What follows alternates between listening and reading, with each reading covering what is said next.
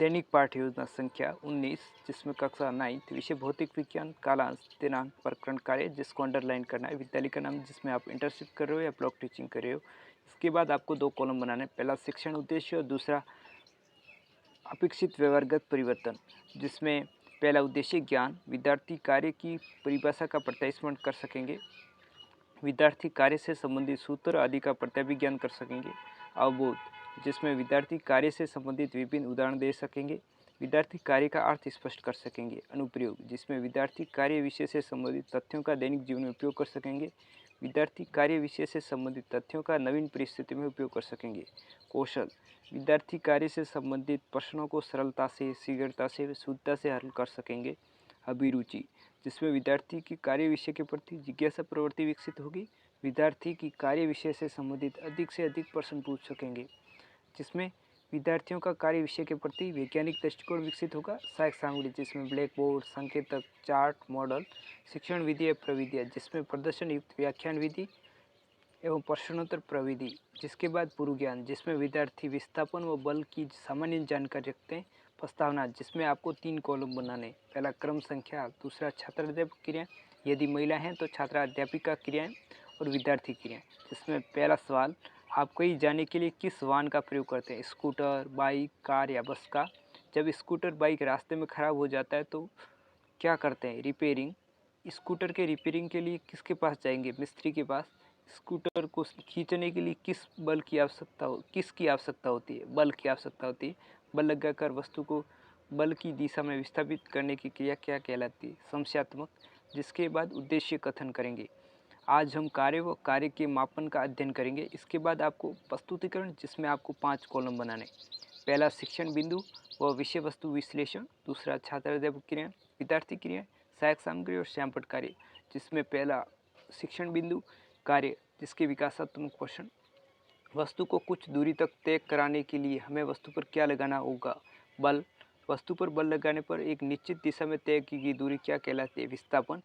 वस्तु पर बल लगाने पर उसमें उत्पन्न होने वाला विस्थापन की क्रिया क्या कहलाती है, निरुत्तर। उसके बाद छात्राध्यापक कथन करेंगे। वस्तु पर बल लगाने पर उनमें विस्थापन उत्पन्न होने की क्रिया को कार्य कहते हैं। गेंद पर बल लगाने पर विस्थापन होने पर कार्य किया गया है, जबकि दीवार पर बल लगाने पर किया गया कार्य शून्य होता है, क्योंकि विस्थापन होता ही नहीं है। इसके बाद विद्यार्थी क्रिया में विद्यार्थी ध्यानपूर्वक सुनेंगे, महत्वपूर्ण बिंदु अपनी अभ्यास पुस्तिका में नोट करेंगे। श्यामपट्ट कार्य में कार्य की परिभाषा लिखेंगे। वस्तु पर बल लगाने पर उनमें विस्थापन उत्पन्न होने की क्रिया को कार्य कहते हैं। इसके बाद दूसरा शिक्षण बिंदु लेंगे हम, जिसमें कार्य का मापन, जिसके विकासात्मक प्रश्न, छात्राध्यापक प्रयोग प्रदर्शन द्वारा प्रश्न पूछकर पाठ का विकास करेगी। जिसमें पहला सवाल, एक बॉक्स में 2 पुस्तकें रखकर रस्सी से बांधकर बॉक्स को खींचने पर यदि आप उसे 2 मीटर तक परस्पर खींचेंगे तो उसे क्या कहेंगे, कार्य।